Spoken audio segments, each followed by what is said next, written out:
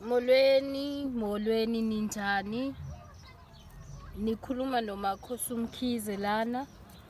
La ngiveza imbabazane noma imbati. Lesihlahla lesi siyancinza. Uma usithinta siyancinza lesihlahla. Siyasiza kakhulu ke. Umsebenzi waso nje mkhulu kakhulu. Asisi wena uthi molala nomuntu wakho ulunyelo umzimba wonke. Uthi molunyelwa awazi ukuthi kwenze njani. Meke nje wahlangana nomuntu wakho uyalunyelwa.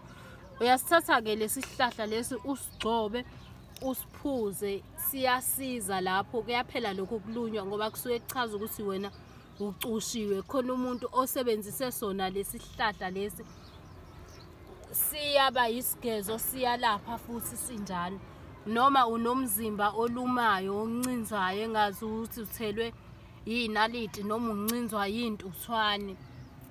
Imbabazane iyasiza noma uzokwenza ihlambezo iyasiza futhi imbabazane noma imbati uyancinza ukuzwa ngokuthi kuncinze emzimbeni uma ukuthintile lesihlahla sinomsebenzi omkhulu kakhulu. Ngiyacela ukuthi uqhubeke usubscribe kwi-channel yami uMakhosi Umkhize. Ngiyabonga kakhulu uNkulunkulu anibusise lapho enenkinga khona emakhaya.